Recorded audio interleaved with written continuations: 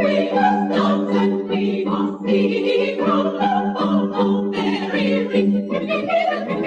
Nobody will follow with the we must dance and we must sing from the ball of fairy ring. Nobody will follow with the we must dance and we must sing from the ball of fairy ring.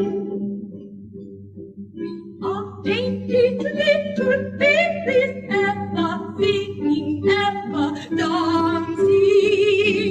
We indulge in our fairies in a fashion most entrancing. If you ask a special function of our nervous emotion, we recite the function that we haven't any notion. No, we haven't any notion, any notion. If we feel it, nobody will follow in the we must dance and we must sing.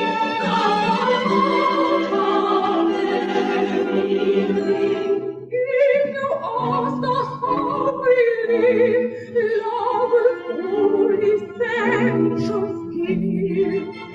We can ride on lover's life, love ourselves in lover's eyes, feed ourselves in lover's tears, clothe ourselves in lover's tears, arm ourselves with lover's darts, hide ourselves in lover's arms.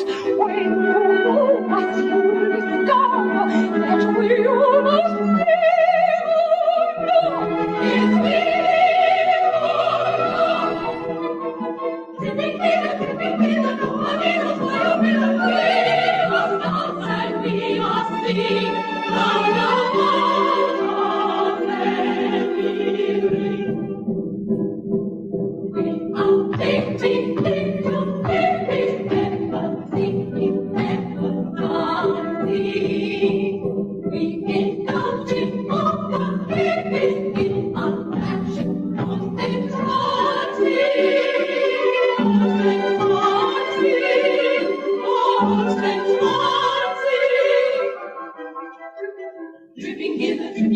Nobody knows why I'll be there.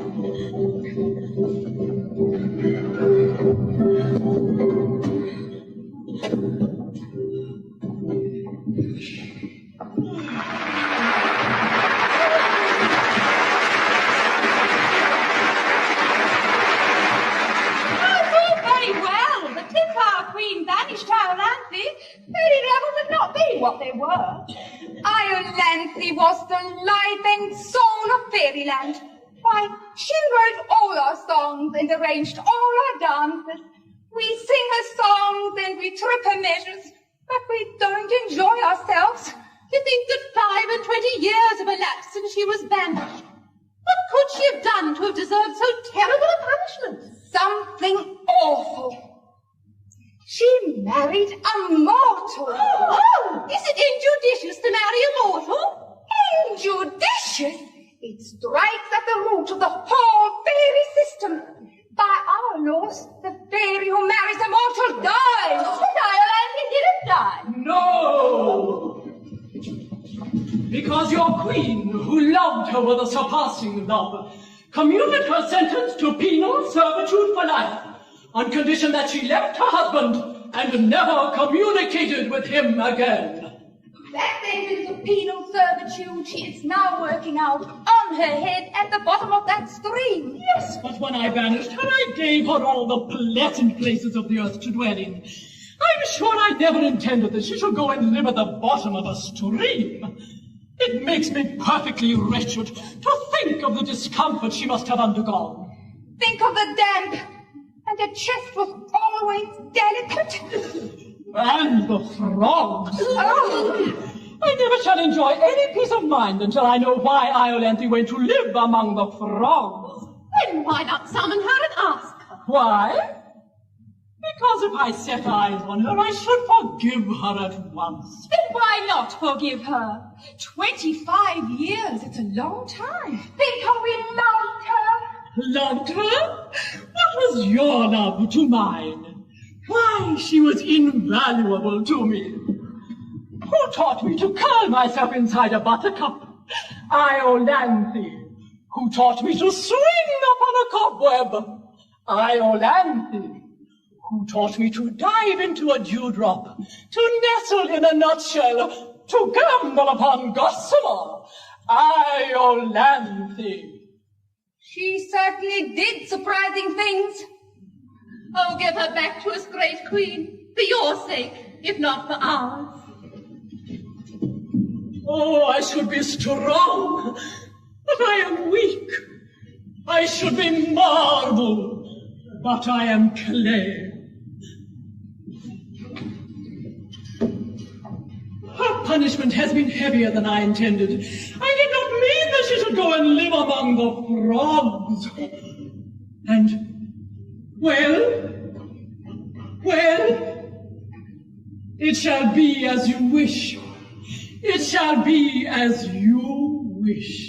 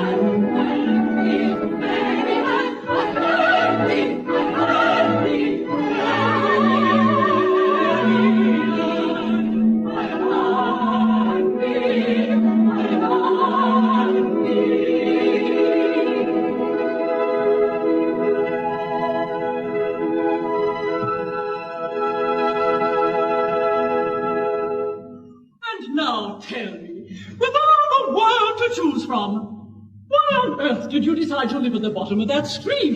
To be near my son, Strephon. Oh, bless my heart. I didn't know you had a son. He was born soon after I left my husband, by your royal command. But he doesn't even know of his father's existence. How old is he? 24. No one to look at you would think you had a son of 24. But that's one of the advantages of being immortal. We never grow old. Is it pretty? Oh, it's extremely pretty. It is inclined to be stout. I see no objection to stoutness. In moderation. And what is he? He's an Arcadian shepherd. And he loves villains. A board in chancery. A mere shepherd. And he, half a fairy. He's a fairy down to the waist. But his legs are mortal. Dear me! I have no reason to suppose that I am more curious than other people, but I must confess I should like to see a person who's a fairy down to the waist, but whose legs are mortal. Nothing easier. Oh, here he comes.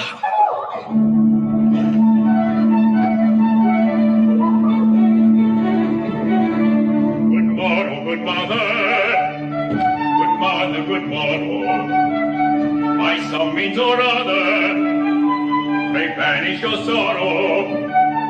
With joy me I'm telling my bosom is swelling to join in a measure expressive of pleasure. Oh, I'm to be married today, today. Yes, I'm to be married today.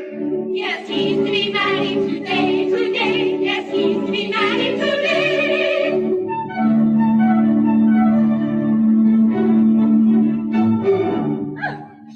Then the Lord Chancellor has at last given his consent to your marriage with his beautiful ward, Phyllis. Not he, indeed. To all my tearful prayers he answers me, "A shepherd lad is no fit helpmate for a ward of chancery."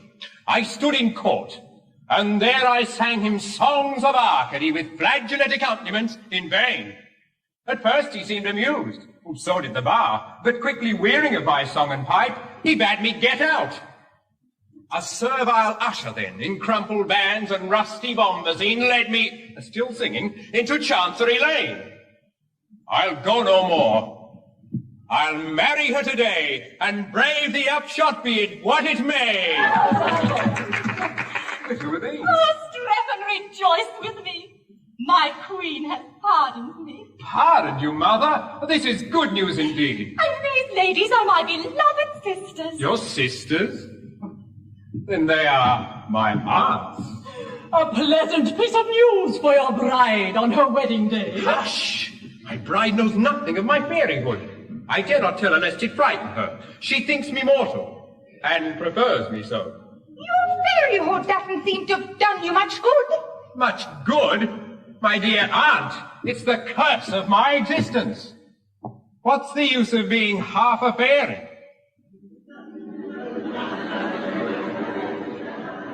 My body can crawl through a keyhole, but what's the good of that when my legs are left kicking behind? I can make myself invisible down to the waist, but what's the use of that when my legs remain exposed to view? My brain is a fairy brain, but from the waist downwards I'm a gibbering idiot. My upper half is immortal, but my lower half grows older every day, and someday or other must die of old age. What's to become of my upper half when I've buried my lower half? I really don't know. Oh, I see your difficulty. But with a fairy brain, you should seek an intellectual sphere of action. Let me see. I've a borough or two at my disposal. Would you like to go into Parliament? Oh, a fairy member. That would be delightful. Oh, no, I'm afraid I should do no good there. You see, down to the waist, I'm a Tory of the most determined description. But my legs are a couple of confounded radicals. And on a division, they'd be sure to take me into the wrong lobby.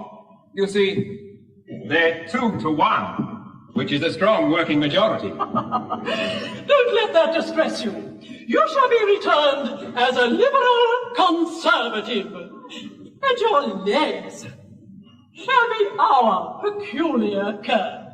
I see your majesty does not do things by halves. No, we are fairies down to the feet. Very well, attractive stranger. Very well, attractive stranger. Shouldst thou be in doubt or danger, peril or perplexity, call us and we'll come to thee. I call us and we'll come to thee.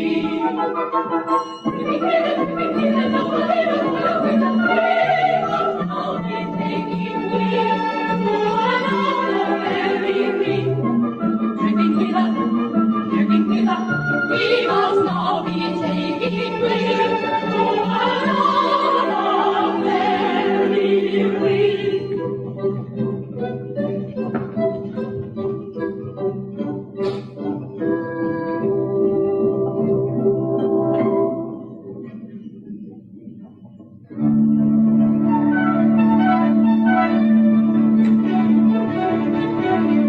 Good morrow, good lover. Lover, good morrow. I really discover still purchase or borrow some means of concealing the care you are feeling, and join in a measure expressive of pleasure. Oh, where to be married today, today? Oh, where to be married today? Yes, where to be married today, today. Yes, where to be married today.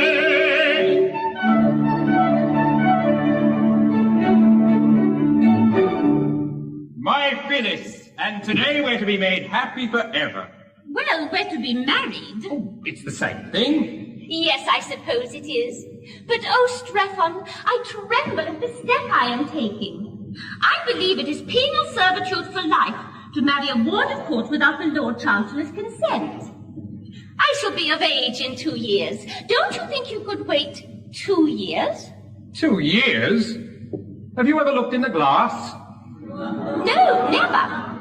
Here, look at that, and tell me if you think it's rational to expect me to wait 2 years. No! You're quite right. It is asking too much. One must be reasonable. Besides, who knows what will happen in 2 years? Why, you might fall in love with the Lord Chancellor himself by that time. Yes, he's a clean old gentleman. As it is, half the House of Lords are sighing at your feet. The House of Lords are certainly extremely attentive. Attentive? I should think they were. Why did 25 Liberal peers come down to shoot over your grass plot last autumn? Don't tell me it was the sparrows. Why did 25 Conservative peers come down to fish in your pond? Don't tell me it was the goldfish. No, no. Delays are dangerous. And if we're to marry, the sooner the better.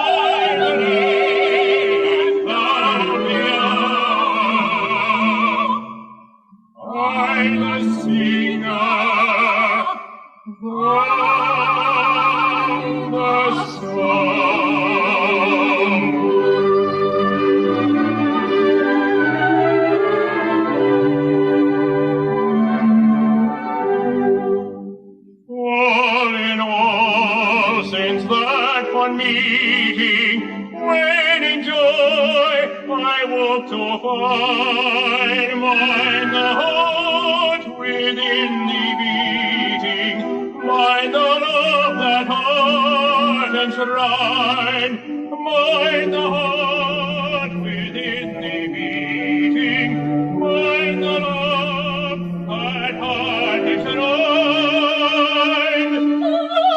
The stream of thine, above the sky, I the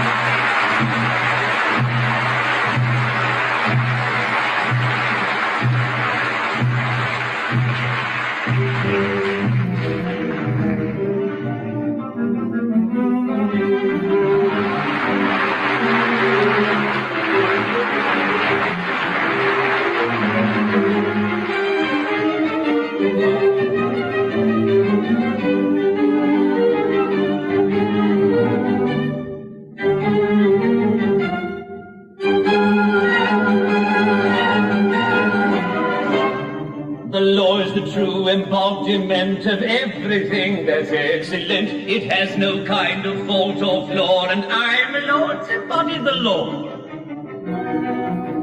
The constitutional guardian eye of pretty young wards in chancery, all very agreeable girls, and none are over the age of 21.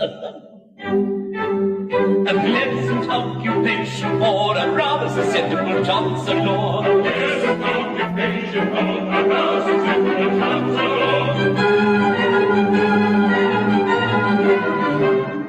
And though the compliment implied inflates me with legitimate pride, it nevertheless can't be denied that it has its inconvenient side. But I'm not so old, and I'm not so plain, and I'm quite prepared to marry again. There'd be the dues to pay, and the lords if I fell in love with one of my wards. It's rather tries my temper, for I'm such a susceptible chancellor. It's rather tries my temper, for I'm such a susceptible chancellor. And everyone who'll marry a ward must come to me for my accord, and in my court I sit all day, giving agreeable girls away. With one for him, and one for he, and one for you, and one for ye, and one for them, all one for me, but never one for me. Which is exasperating, for I'm such a susceptible chancellor. Which is exasperating, for I'm such a susceptible chancellor.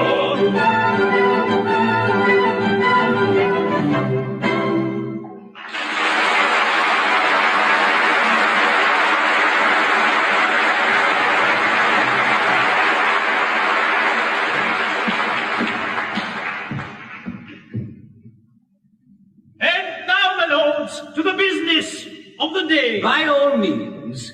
Phyllis, who is a ward of court, has so powerfully affected your lordships that you have appealed to me in a body to give her to whichever one of you she may think proper to select.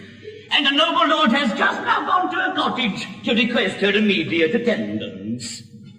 It would be idle to deny that I myself have the misfortune to be singularly attracted by this young person. My regard for her is rapidly undermining the Constitution. 3 months ago, I was a stout man. I need say no more. If I could reconcile it with my sense of duty, I would unhesitatingly award her to myself. But I can conscientiously say that I know no man who is so well fitted to render her exceptionally happy. But such an award would be open to misconstruction, and therefore at whatever personal inconvenience, I waive my claim.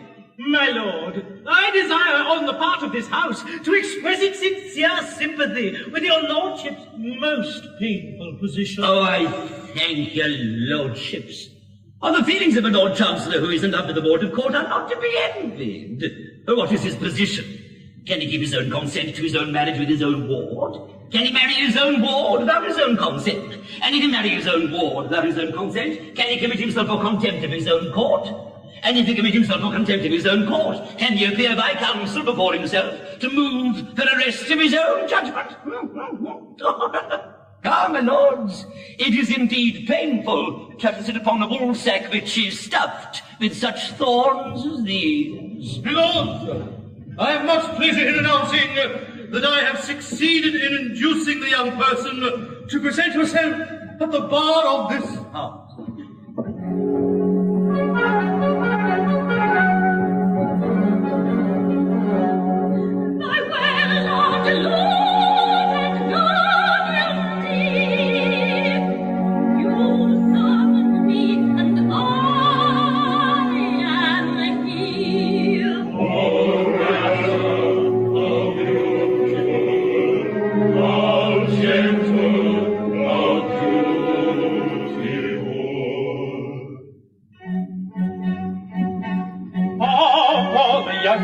I know this pretty young lady's the fairest.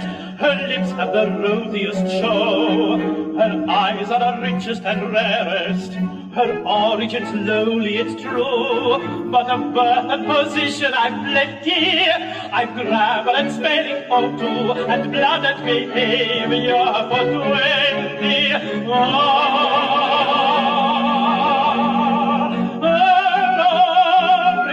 Slowly, it's true, I'm grammar and spelling for 2, of birth and position I'm plenty, with love and behavior for 20, of birth and position I'm plenty, with love and behavior for 20.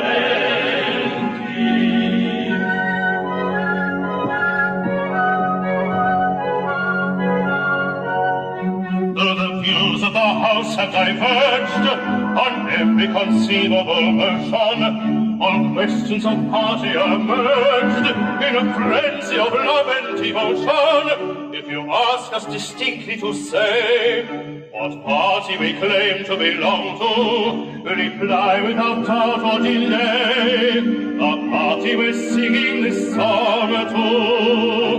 If you ask us distinctly to say, reply without doubt or delay, the party we claim to belong to is the party we're singing this song to. The party we claim to belong to, the party we're singing this song to.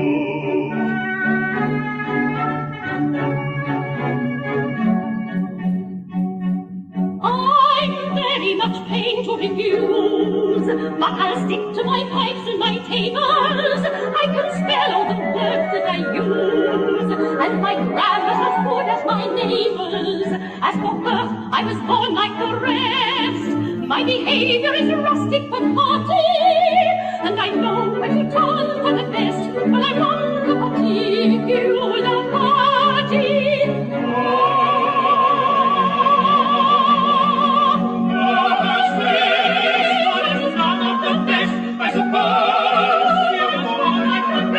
She knows where to look for a party, when she wants a particular party.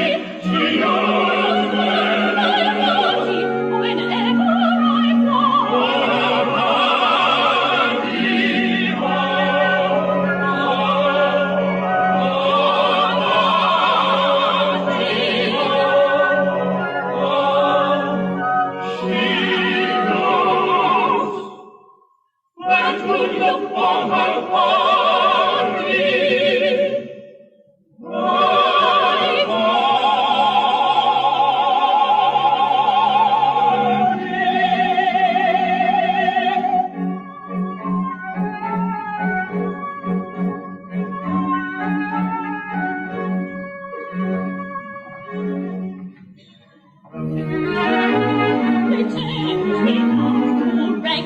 cannot be found, even though the court alone is not found. No, indeed, I reckon never heard you, but here it is not destitute of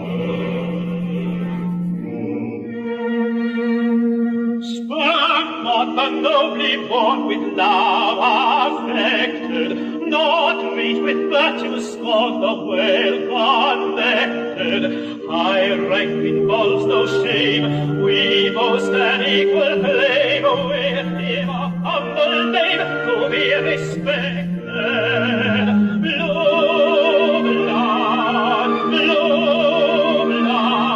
when virtue's love is sought, thy heart is not, no dating from the blood, blow blood, oh blow blood. When virtue's love is sought, thy heart is not, no dating from the blood, blow blood, oh blow blood. Spare us the bitter pain of stern denials, nor with love or disdain of men our trials.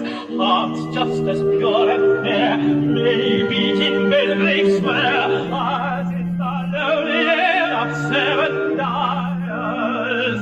Blow blood, oh what a villain thou to serve us now, no dating from the blood, blow blood, oh blood, oh what a villain thou to serve us now, no dating from the blood, blow blood, oh blood.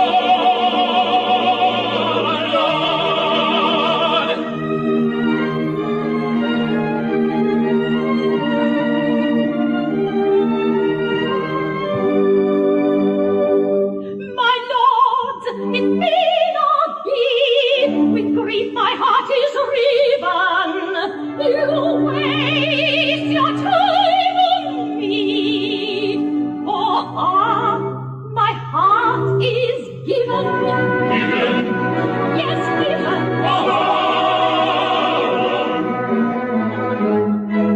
And who has dared to brave our high displeasure, and thus defy our definite command? I am Strephon, mine is priceless treasure. Against the world, I claim my darling's hand.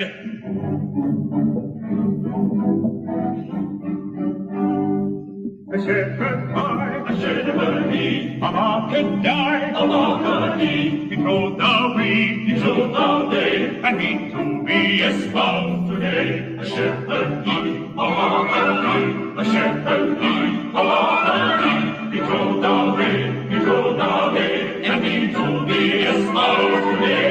Knit as flowers for Sullivan, holy moment of every stagger. In each heart, louder we and split, and stiff hearts, dignified and stately, and stiff hearts, dignified and stately, dignified and stately, dignified and stately, dignified and stately, dignified and stately, dignified and stately.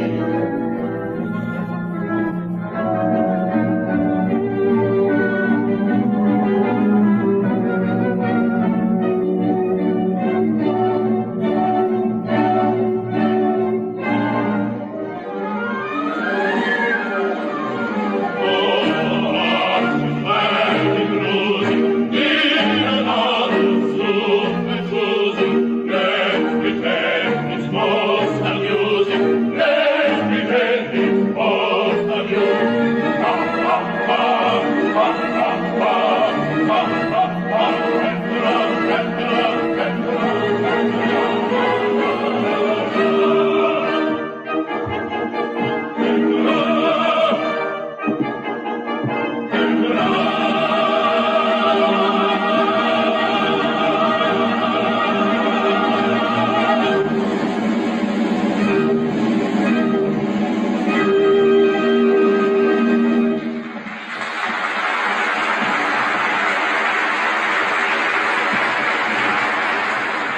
Why, sir? What excuse have you to offer for having disobeyed an order of the Court of Chancery? My lord, I know no courts of chancery. I go by nature's acts of parliament. The birds, the trees, the breeze, the rooks, the brooks, the vales, the gales, the fountains, and the mountains cry, you love this maiden. Take her, we command you. 'Tis written in heaven by the bright barbed dart that leaps forth with lurid light from each grim thundercloud. The very rain pours forth her sad and solemn sympathy. When chorus nature bids me take my love, shall I reply nay, but a certain chancellor forbids it? Sir, you are England's Lord High Chancellor, but are you Chancellor of birds and trees, King of the winds and Prince of thunderclouds? No. It's a nice point. I don't know that I ever met it before. But my difficulty is that at present there is no evidence before the court that chorus nature has interested herself in the matter. No evidence? You have my word for it. I tell you she bade me take my love. Ah, but the good sir, you mustn't tell us what she told you. That's not evidence. Now, an affidavit from a thunderstorm, or a few words on oath from a heavy shower, would meet with all the attention they deserve. But can you apply the prosaic rules of evidence to a case which bubbles over with poetical emotion? Distinctly. I have always kept my duties strictly before my eyes, and it is to that fact that I owe my advancement to my present distinguished position.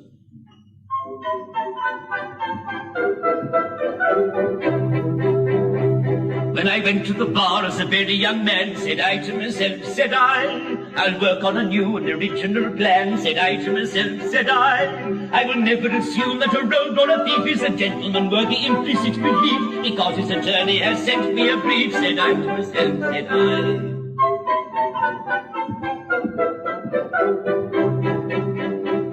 Ere I go into court, I will read my brief through, said I to myself, said I.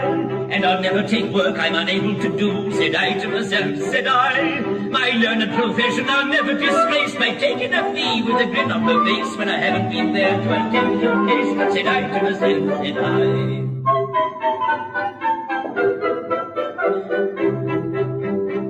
I will never throw dust in a juryman's eyes, said I to myself, said I. Or hoodwink a judge who is not overwise, said I to myself, said I. Or assume that the witnesses summoned in force and exchequer, Queen's Bench, common pleas or divorce, have perjured themselves as a matter of course, said I to myself, said I.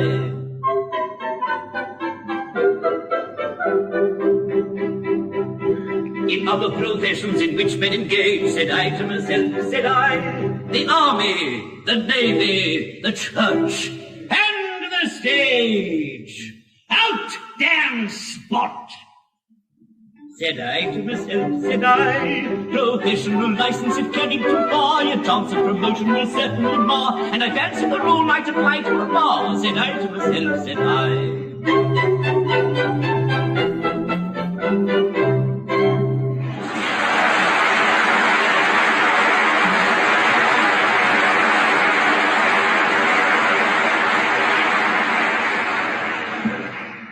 Phyllis, to be taken from you just when I was on the point of making you my own.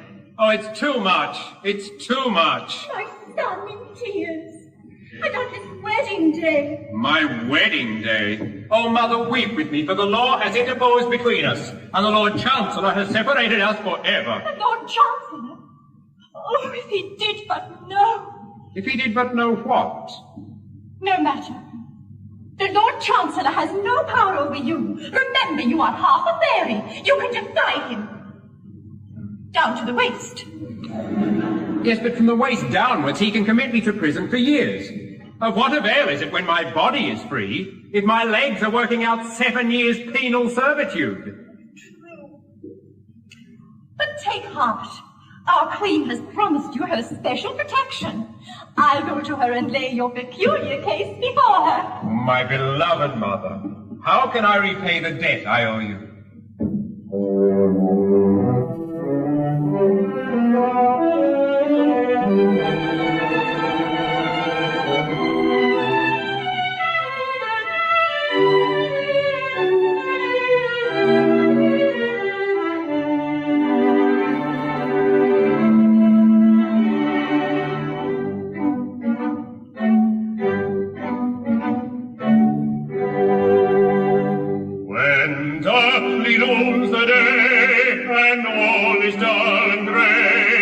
chase the gloom away on thee I'll call. What was that?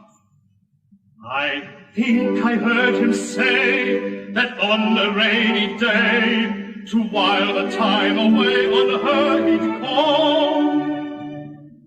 We think we heard him say that on a rainy day to while the time away on her he'd call.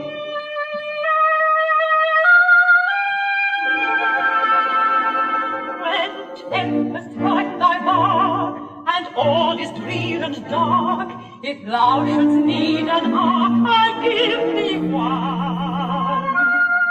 What was that? I heard the minx remark she'd meet him after dark inside St. James's Park and give him one. We heard the minx remark she'd meet him after dark inside St. James's Park and give him one. Our prospect's not so bad, my heart's so sore and sad, may very soon be glad as our sun. Oh, then the sky is dark, and tempest wreck by far, if thou should need an ox, I'll give thee one. I'll give thee one, give thee one.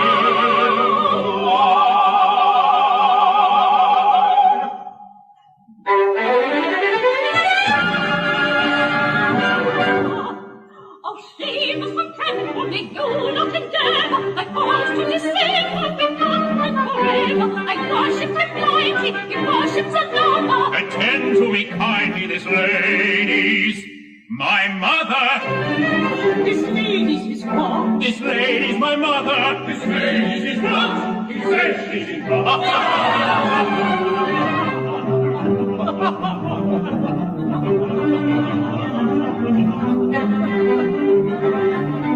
What means this mirth unseemly that shakes the listening earth? The joke is good extremely and justifies our mirth. This gentleman is seen with a maid of 17 and taking of his dolce far niente, and wonders in the chief, for he asks to believe she's his mother and he's nearly 25. Recollect yourself, I pray, and be careful what you say, as the ancient Roman said, Vestina lente. For I really do not see how so young a girl could be the mother of a man of 25.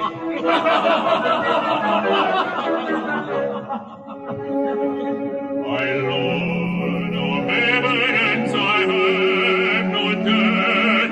She is, has been my mother from my birth.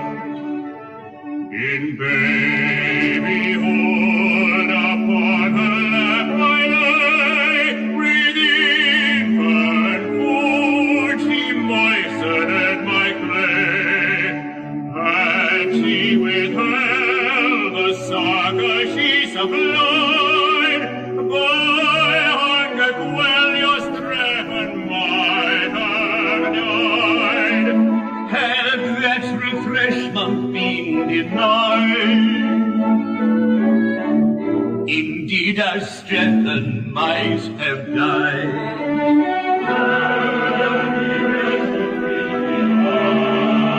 Indeed, our Strephon might have died.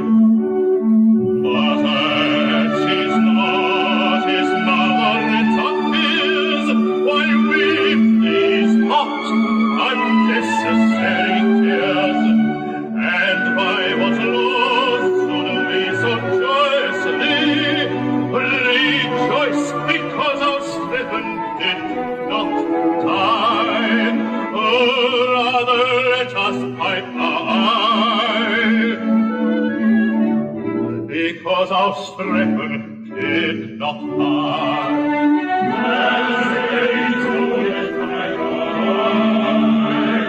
Because our Strephon did not die.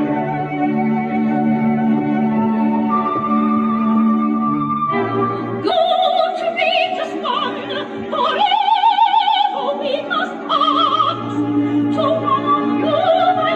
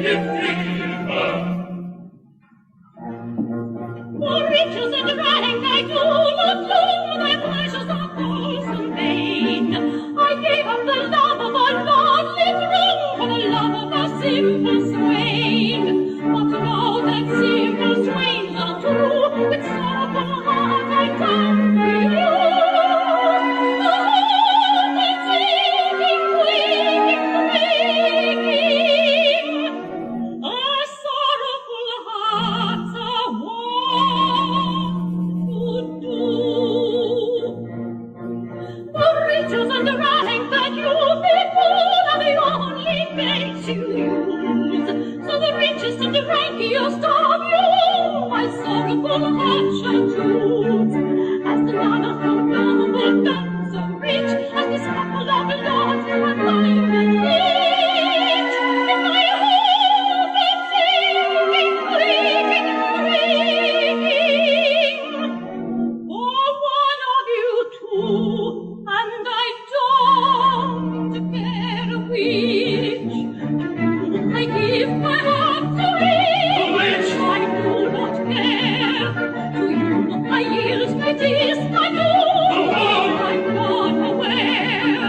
I'm lost for life and you for joy. And you're a man, and beneath the countess shall I know. I do not care.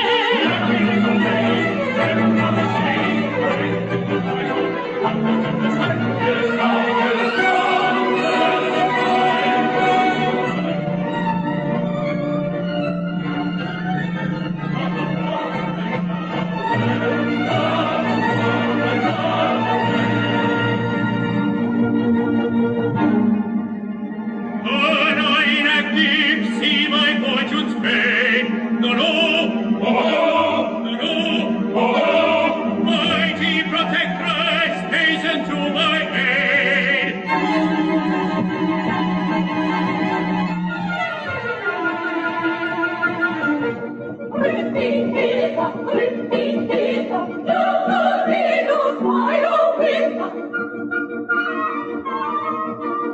I don't want that, we don't know what goes on and up and so. End up over little baby, then you taking pleasure. Of life you all are hearing, never pray what is your pleasure.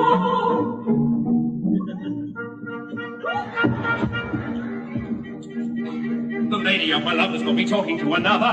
Oh, my Strephon is a rogue. I tell her very plainly that the lady is my mother. Taradiddle, toddle, She won't believe my statement and declares we must be parted, because on a career of double-dealing I have started, and gives a hand to one of these and leave me broken-hearted. Taradiddle, toddle, A cruel month to separate two lovers from each other. Oh, my husband is on the road. You've done him an injustice, for the lady is his mother. Taradiddle, toddle, That paper breath preserves turn as red as any other. I didn't see her face, but if they fought with one another, and she's but 17 and don't believe it was his mother. Taradiddle, toddle.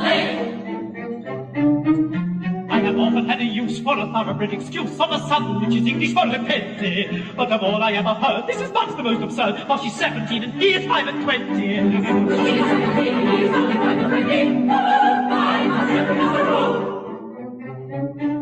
Now listen, pray to me, for this paradox will be carried liberty et more contradicente. Her age upon the date of his birth was minus 8, if she's 17 and he is 5 and 20. To say she is his mother is an utter bit of folly. Oh, my Strephon is a rogue. Perhaps his brain is addled and it's very melancholy. Taradiddle, toddle, I wouldn't say a mother would be reckless and curious, but to find a mother younger than her son is really curious. And that's the kind of mother that is usually spurious. Taradiddle, toddle, Go away, madam, I should say, madam, you display, madam, talking taste. It is rude, madam, to intrude, madam, with your brood, madam, raisin taste. You come here, madam, interfere, madam, with the peer, madam, I have won. You're aware, madam, what you dare, madam, so take care, madam, and be gone. If you say, madam, I should say, madam, then you say, madam, talking taste. You do rude, madam, to a rude, madam, to your rude, madam, raisin taste. We don't pay, madam, and they pay, madam, look at here, madam, this is one. If you say, madam, unaware, madam, what they dare, madam, what they do. And by these pure immortals, I will launch compelling portals. Oh, the most terrific thunders in my armory of wonders. Oh, they launch terrific wonders. Oh, every their blunders.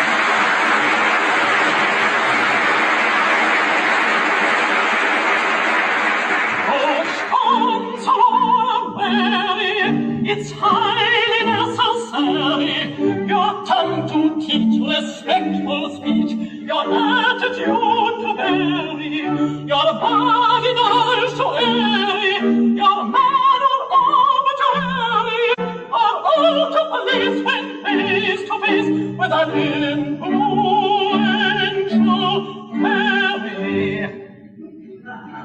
We never knew we were talking to an influential fairy.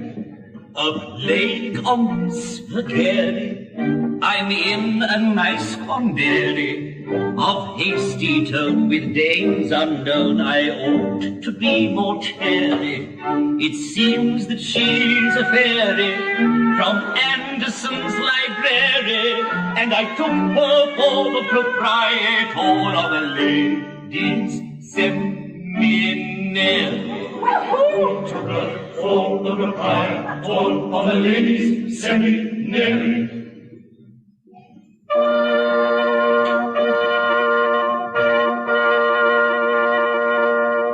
When next your houses do assemble, you may tremble.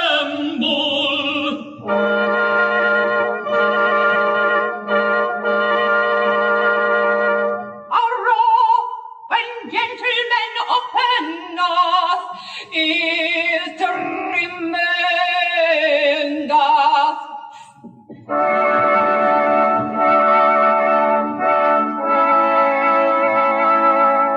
Leave it who under it are calling, doom appalling.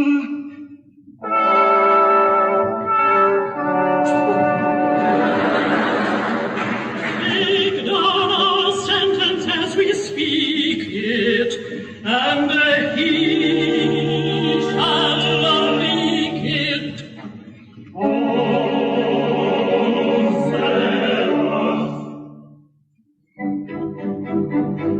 Let for Strephon cast away crooks and pranks and villains so gay, ox and herds and bleat and low, into Parliament you shall go.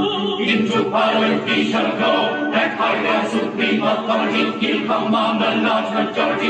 Into Parliament, Parliament, he shall go, into Parliament he shall go.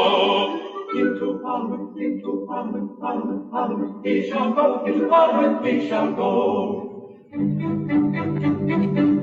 the Parliamentary hive, a liberal or conservative, we go for it, I don't know, but into Parliament you shall go. Into Parliament he shall go, backed by their supreme authority, he'll command a large majority. Into Parliament, he shall go, into Parliament he shall go. Into Parliament, he shall go, into Parliament he shall go.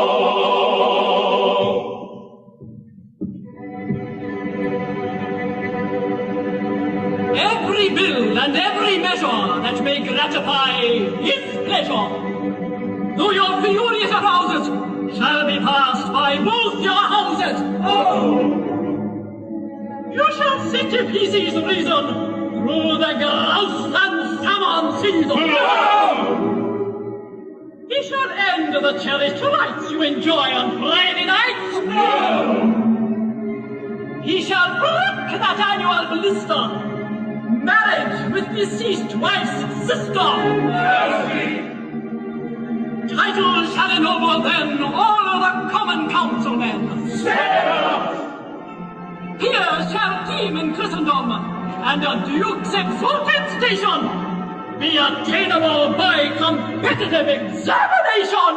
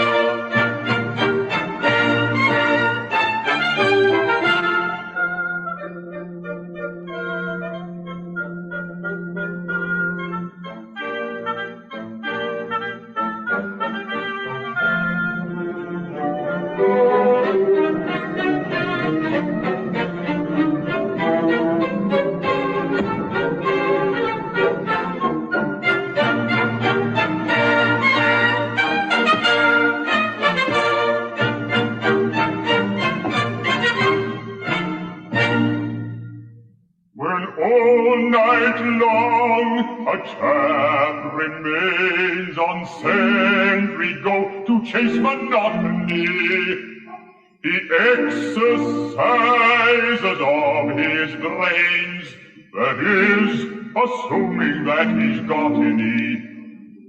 Though never nurtured in the lap of luxury, yet I admonish you, I am an intellectual chap, and of things that would astonish you. I often think it's comical, fa-la-la-la, fa-la-la-la, that nature always does contrive, fa-la-la-la-la, that every boy and every gal that's born into the world alive is either a little liberal, or else a little conservative. Fa-la-la-la, fa-la-la-la, is either a little liberal, or else a little conservative. Fa-la-la.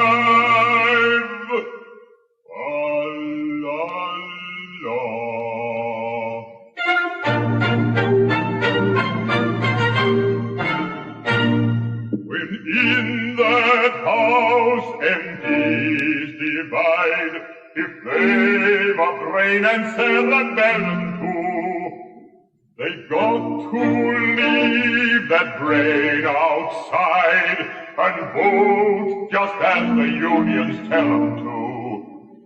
But then the prospect of a lot of dull MPs in close proximity, all thinking for themselves, is what no man can face with equanimity. Then let's rejoice with loud fa-la-la-la, fa-la-la-la, that nature always does contrive, fa-la-la-la-la, that every boy and every gal that's born into the world alive is either a little liberal, or else a little conservative. Fa-la-la-la, fa-la-la-la, is either a little liberal, or else a little conservative.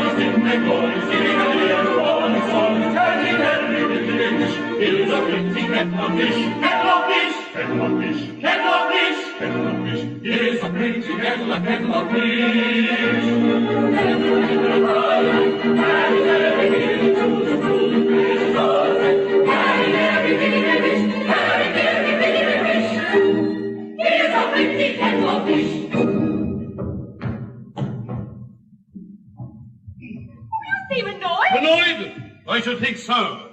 Why, this ridiculous protege of yours is playing the deuce with everything.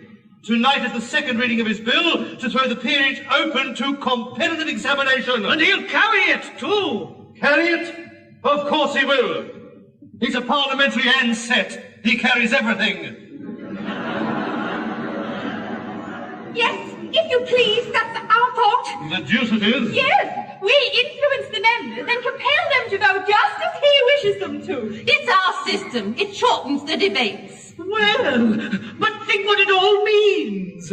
I don't so much mind for myself, but with a house of peers with no grandfathers worth mentioning, the country must go to the dogs. I suppose it must.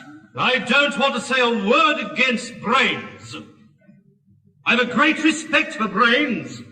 Often wished I had some myself. But with the House of Peers composed exclusively of people of intellect, what's to become of the House of Commons? We never thought of that. All this comes of women interfering in politics.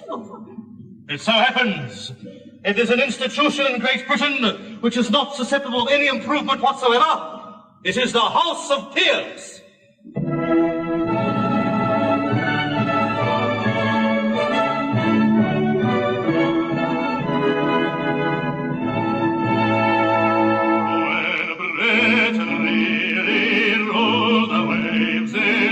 Queen Bess's time, the House of Peers made no pretense to intellectual eminence or scholarship sublime. Yet Britain won her proudest days in good Queen Bess's glorious days. Yet Britain won her proudest praise in good Queen Bess's glorious days.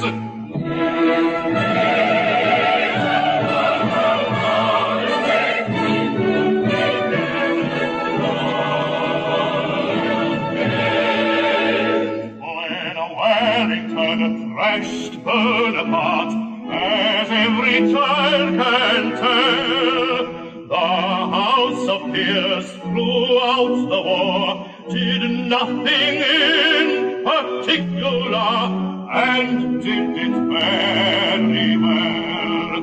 Yet Britain set the world ablaze in good King George's glorious days.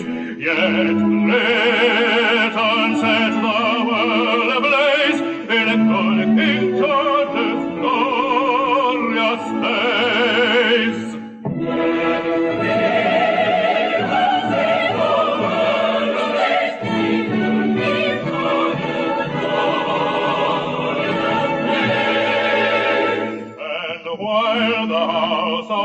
Peers withholds its legislative hand, and noble statesmen do not itch to interfere with matters which they do not understand.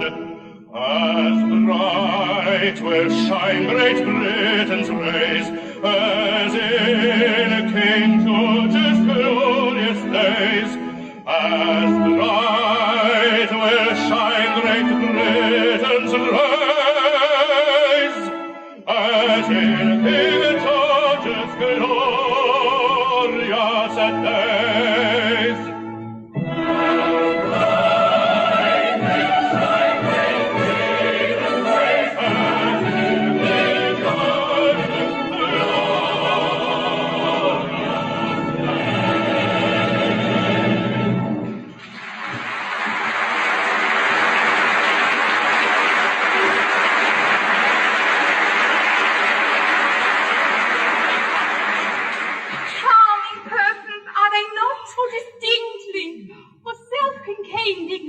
Combined with airy condescension.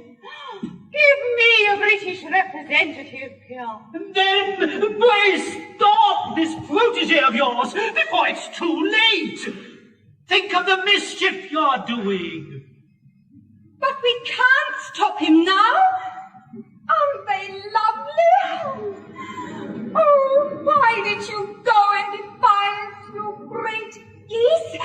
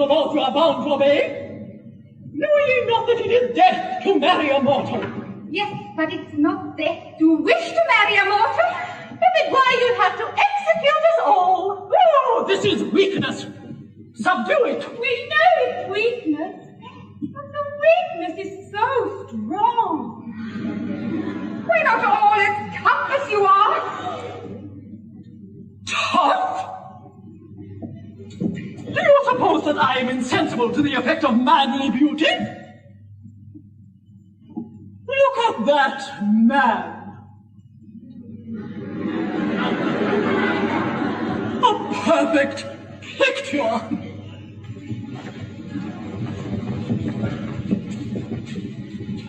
Who are you, sir? Private Willis, B Company, 1st Grenadier Guards. You're a very fine fellow, sir. I am generally admired. I can quite understand it.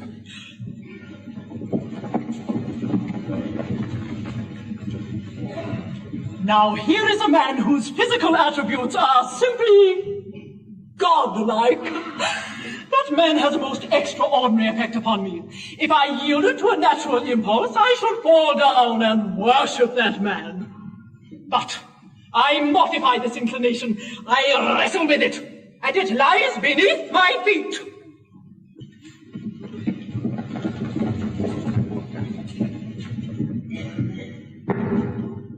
That is how I treat my regard for that man.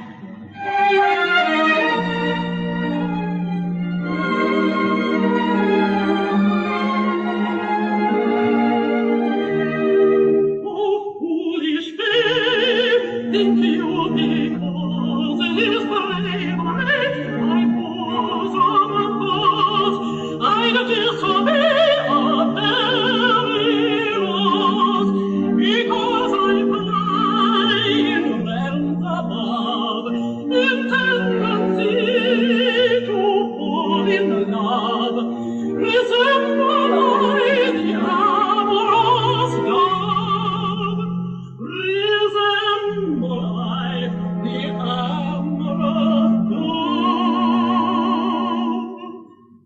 Oh, amorous dove, I have a various this heart of mine is soft as thine, although I dare not say so.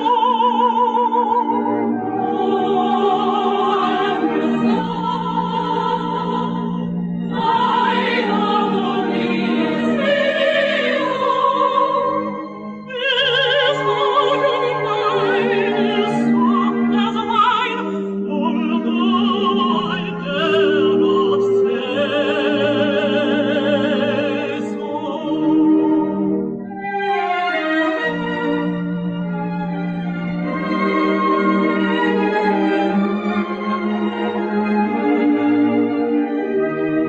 On fire that glows with heat intense, I turn the hose of common sense, and out it goes at small expense. We must maintain a very law, that is the main on which to draw, in that we gain a captain sure, in that we gain a captain sure. Oh, Captain Shaw, time out rule our captain God.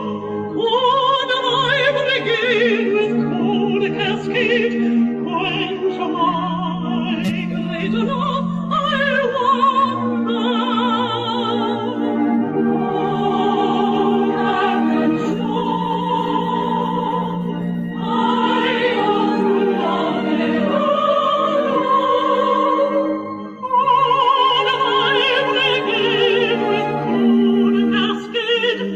quench my great love,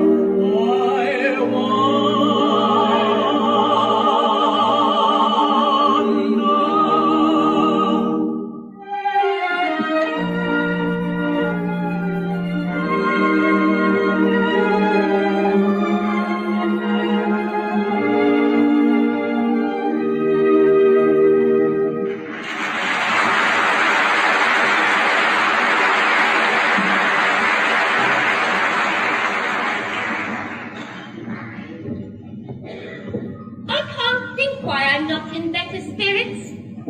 I'm engaged to 2 noblemen at once. That ought to be enough to make any girl happy. But I'm miserable. Don't suppose it's because I care for Strephon, for I don't. No girl could care for a man who goes about with a mother considerably younger than himself. Oh, Phyllis! My darling! Phyllis, my own! Don't! How dare you! Oh, but perhaps you're the 2 noblemen I'm engaged to. I am one of them, and I am the other. Oh. Then my darling, my own. Well, have you settled which it's to be? Not altogether. It's a difficult position. It would be hardly delicate to... toss up. On the whole, we would rather leave it to you. How could it possibly concern me? You are both earls, and you are both rich, and you are both plain. So we are. At least I am. So am I. No. No, I am indeed very plain. Oh, well, perhaps you are. There's really nothing to choose between you. If one of you were to forego his title and distribute his estates among his Irish tenantry, why then I should see a reason for accepting the other.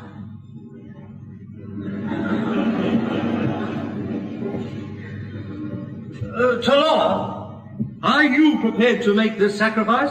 No. Not even to oblige a lady? No. Not even to oblige a lady. Well, the only question is, which one of us shall give way to the other? Perhaps on the whole, she'd be happier with me. I don't know, I may be wrong. No, I don't think you are. I really believe she would. But the awkward part of the thing is that if you rob me of the girl of my heart, we must fight, and one of us must die. It's a family tradition that I've sworn to respect. It's a painful position, for I have a very strong regard for you. George? My dear Thomas. You are very dear to me, George. We were boys together. At least I was. If I were to survive you, my existence would be hopelessly embittered. Then, my dear Thomas, you must not do it. I say it again and again. If it will have this effect on you, you must not do it. No. If one of us is to destroy the other, let it be me. No. Ah, yes, by our boyish friendship, I implore you. Well, be it so.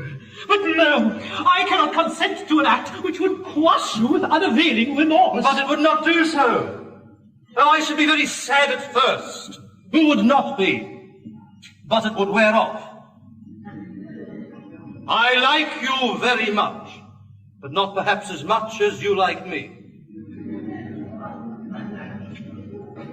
George, you're a noble fellow, but that telltale tear betrays you. No, George, you are very fond of me, and I cannot consent to give you a week's uneasiness on my account. But, dear Thomas, it would not last a week. Remember, you lead the House of Lords. On your demise, I shall take your place. Why, Thomas, it would not last a day. Now, I do hope you're not going to fight about me, because it's really not worthwhile. Well, I don't believe it is. Nor I. The sacred ties of friendship are paramount. Perhaps I may incur your blame, but things are new I would not do in friendship's name. And I may say I think the same. Not even love should rank above true friendship's name. Then pray me mind the blame. Forget your praise and go your ways in friendship's name. In friendship's name. Oh, ready the man in friendship's name, as yielded fortune, rank and fame, but no one yet in the wide has yielded up for promised bride. Accept, oh, friendship, all the same. This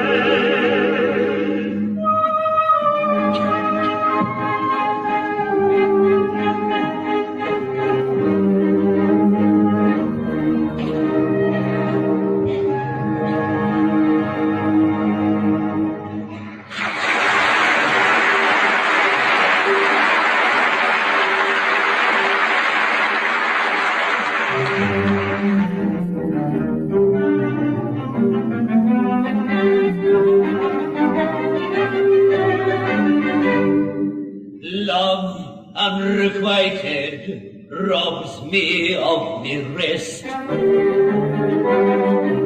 Love, hopeless love, my ardent soul encumbers. Love, nightmare-like, lies heavy on my chest, and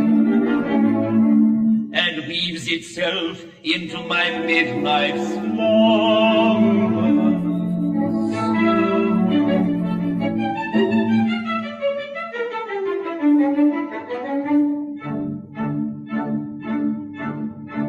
When you're lying awake with a dismal headache and reposes troubled by anxiety, I conceive you may use any language you choose to indulge in without impropriety. For your brain is on fire, the bedclothes conspire of usual slumber to plunder you. First your counterpane goes and uncovers your toes, then your sheet slips demurely from under you. The blanketing tickles appear like mixed pickles, so terribly sharp is the pricking. And you're hot and you're cross and you tumble and toss till there's nothing twixt you and the ticking.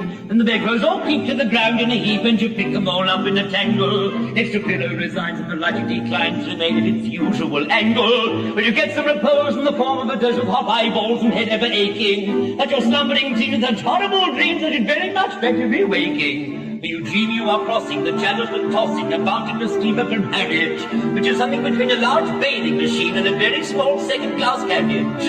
And you're giving a treat, penning ice and cold meat to a party of friends and relations. There are ravenous hall in the Oakham and Bordercliff Square and South Kensington stations.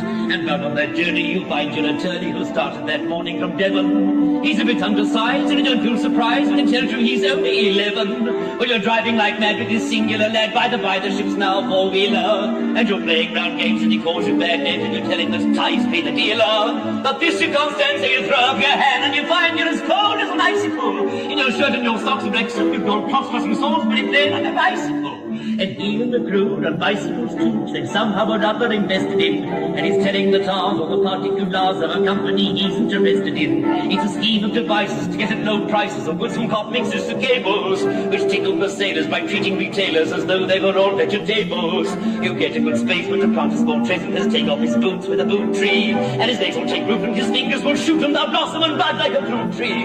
From the green roots of tree you get grapes and green pea, cauliflower, pineapples and cranberries. For the pastry cook plant, cherry brandy, will grant apple puffs and three olives and cranberries. The shells are a penny and ever so many are taken by Rothschild and Baring.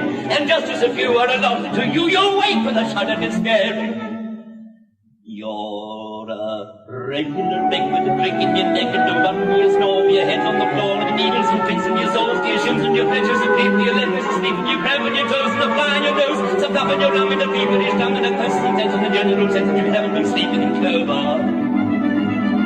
But the darkness is past and it's daylight at last, and the night has been on to my song. And thank goodness never upon the home.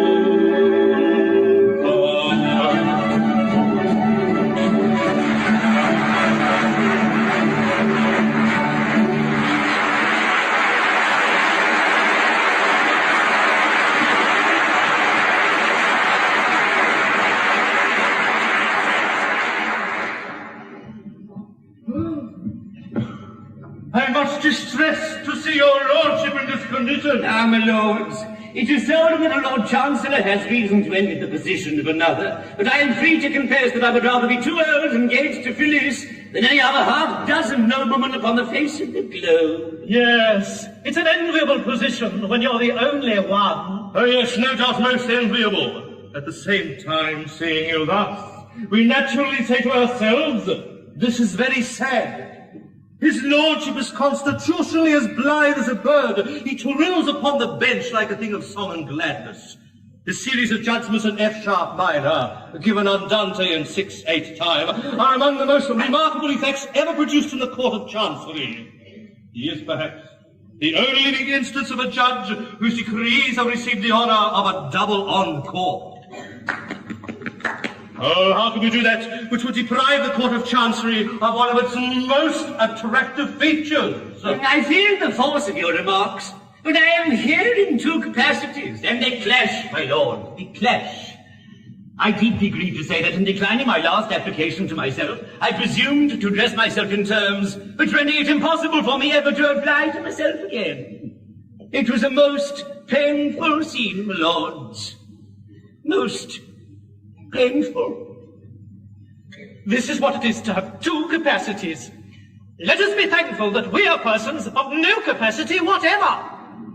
Come, come. Remember, you are a very just and kindly old gentleman, and you need have no hesitation in approaching yourself, so that you do so respectfully and with a proper show of deference. Do you really think so? I do. Well, I'll nerve myself to another effort, and if that fails, I resign myself to my fate.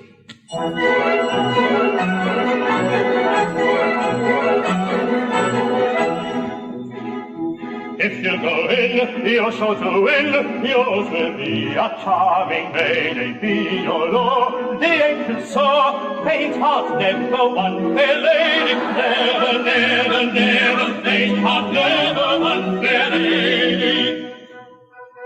Every journey has an end, when I go worst affairs with men. Dawn the dawn when day is nigh, hustle your horse and don't say die.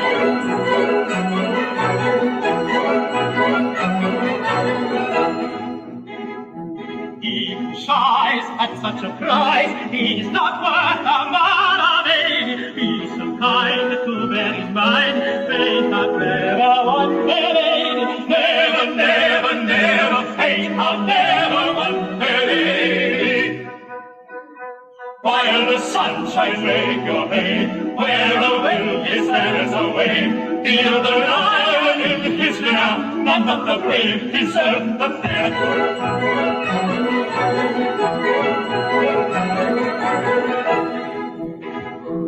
I'll take heart and make a start, though I fear the prospect shady. Much I spend to gain my end. Faint heart never won fair lady. Never, never, never, faint heart never won fair lady. Nothing venture, nothing win. Blood is thick, but water's thin. Ain't for a penny, ain't for a pound. It's love that makes the world go round. Nothing venture, nothing win. Blood is thick, but water's thin. Ain't for a penny, ain't for a pound. It's love that makes the world go round.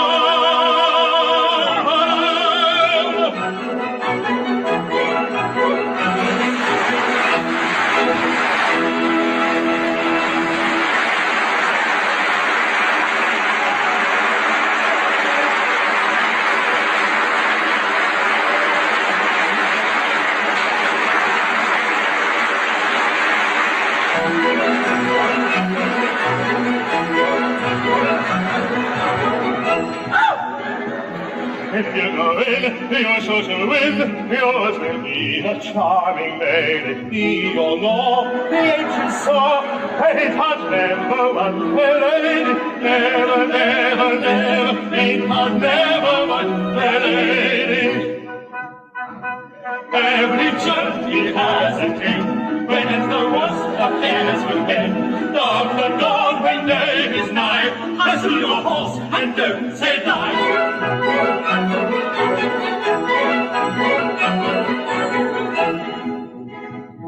He who shies at such a prize is not worth a man of baby. Be so kind to bear in mind, faith hath never won fair lady. Never, never, never, faith hath never won fair lady. While the sun shines, make your hay. Where the wind is, there is a way. Feel the lion in his lair. None but the brave deserve the fair.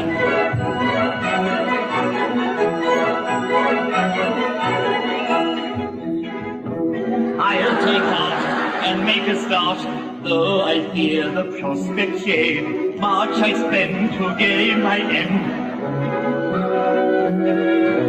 Never, never, never, faint heart never won fair lady. Nothing venture, nothing win. Blood is thick, but water's thin. In for a penny, in for a pound, it's love that makes the world go round. Nothing venture, nothing win. Blood is thick, but water's thin. In for a penny, in for a pound, it's love that makes the world go round.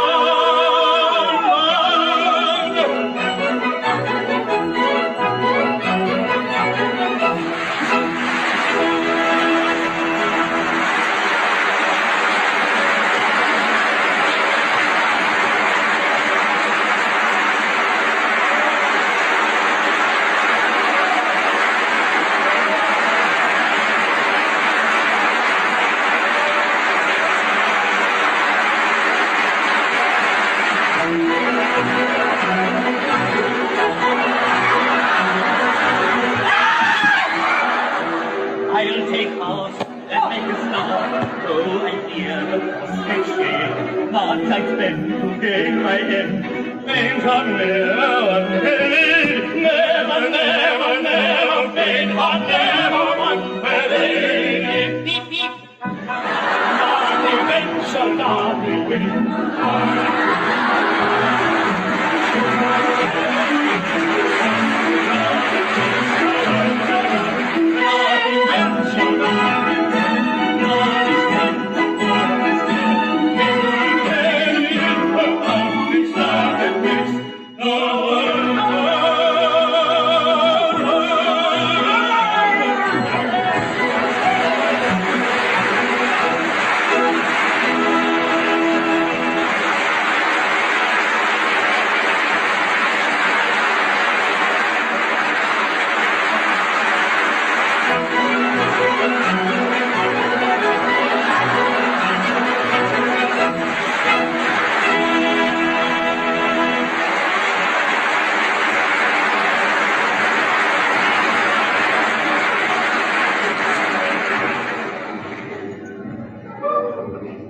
I suppose one ought to enjoy oneself in Parliament when one leads both houses, as I do. But I'm miserable. Poor, broken-hearted fool that I am. Oh, Phyllis, Phyllis. Yes? Phyllis? Well, I suppose I should say, my lady. I've not yet been informed which title your ladyship is pleased to select. I haven't quite decided. You see, I have no mother to advise me. No, I have. Yes, a young mother. Not very, a couple of centuries or so. Oh, she wears well. She does. She's a fairy. I beg your pardon? A what? Oh, I've no longer any reason to conceal the fact. She's a fairy. A fairy? Well, but that would account for a good many things. Then I suppose you're a fairy.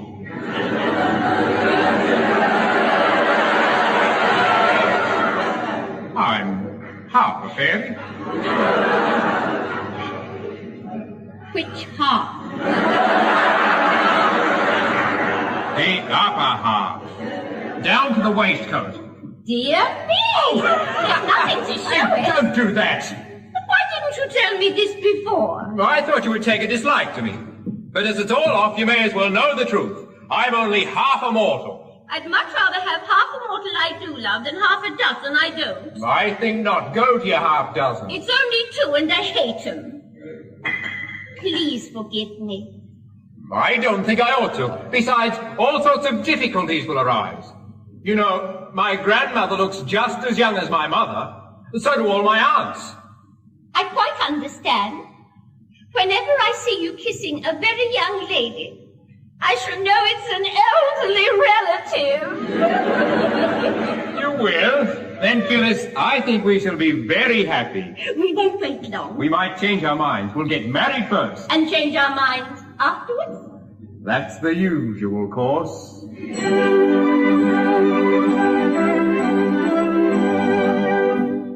If we're weak enough to tarry ere we marry, you and I, of the feeling I inspire, you may tire by and by. For peas with flowing coffers, dress their offers, that is why I am sure we should not tarry ere we marry, you and I. If we're weak enough to tarry ere we marry, you and I, here's a more effective reason to believe. If by chance we should be parted, broken-hearted, I should die. So I think we will not marry, ere we marry, you and I.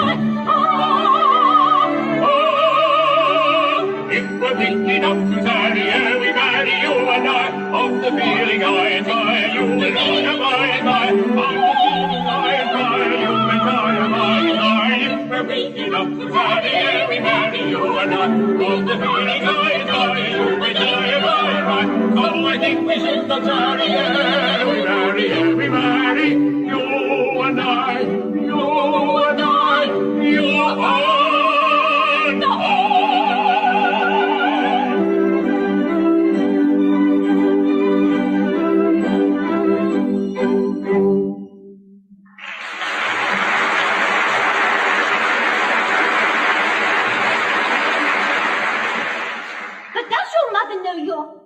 I mean, is she aware of our engagement? She is. And thus she welcomes her daughter-in-law. She kisses just like other people. But what about the Lord Chancellor? Oh, I forgot him. Mother, none can resist your fairy eloquence. You will go to him and plead for us. No, impossible. But our happiness, our very lives depend upon our obtaining his consent. Oh, madam, you cannot refuse to do this. You know not what you ask. The Lord Chancellor is my husband. Your husband? My husband. And your father. Then our course is quite plain.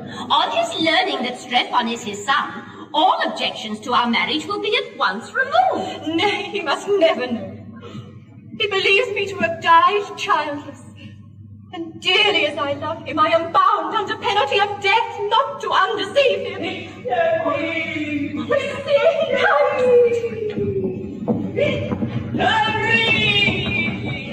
Success has crowned my efforts, and I may consider myself engaged to Phyllis.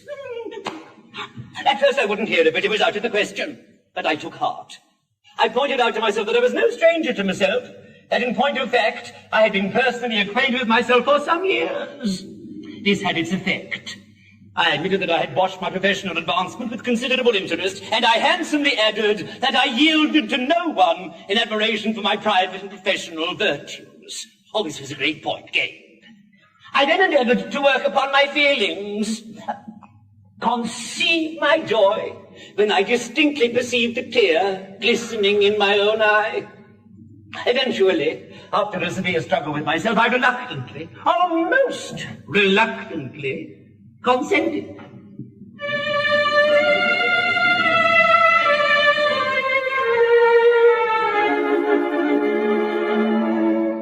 My lord, a suppliant at your feet I kneel.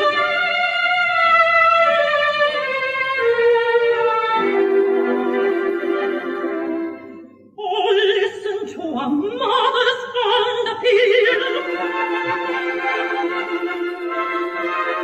Hear me tonight, I come in urgent need. 'Tis for my son, young Strephon, that I plead. He loves, if in the bygone years thine eyes have ever shed tears, it unavailing tears for one untimely dead. In the eventide of life, sad thoughts of our life, next the memory of my wife, plead for my boy. He dies. He dies, if only laid aside in some old cabinet, memorials of thy long-dead bride lie dearly treasured yet. Let her hallowed bridal rest, her little dainty gloves, her withered flowers, her faded dress, plead for my boy. He loves.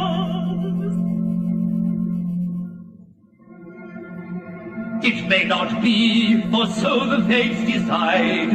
Learn thou that Phyllis is my promised bride.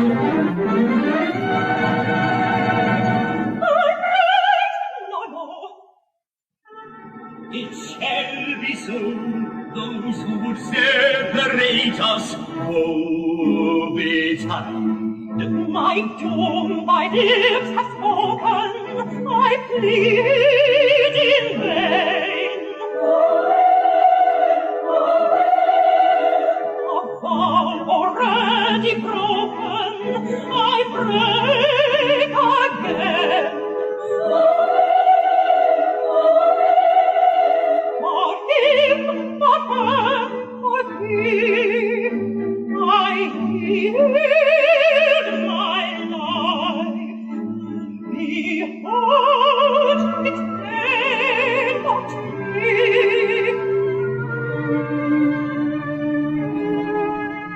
I am thy wife.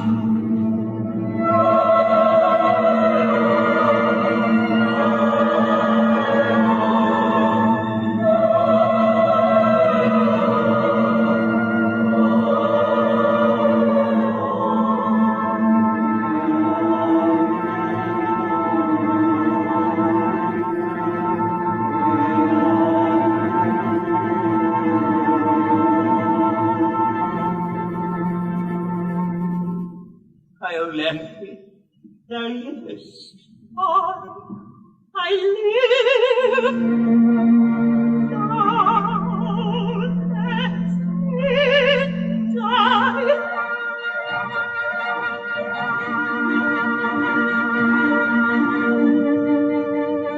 Once again I was broken, while thyself thy doom hast spoken.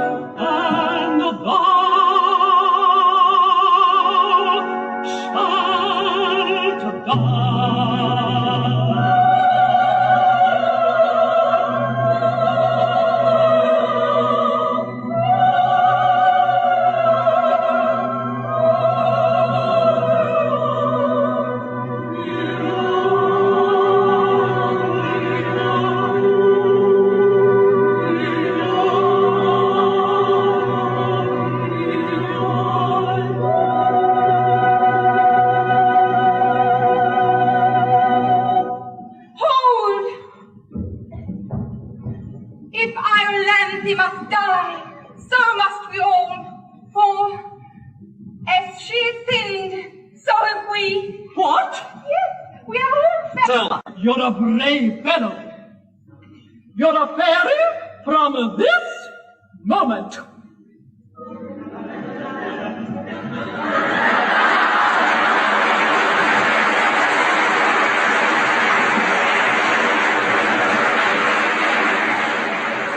And you, my lord, how say you? Will you join our ranks? Well, now that the peers are to be recruited entirely from persons of intelligence, I really don't see what use we are down here. Do you, Talala? None whatever. Good. Then away we go to Fairyland.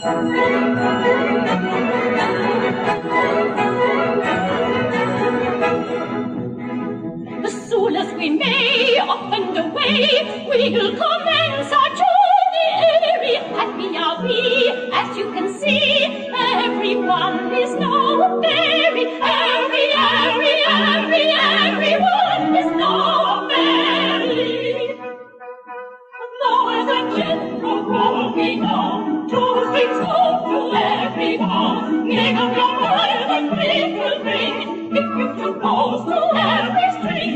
Now as a general rule we know, two things go to everyone. Make up your mind and we will bring, if you propose to every string.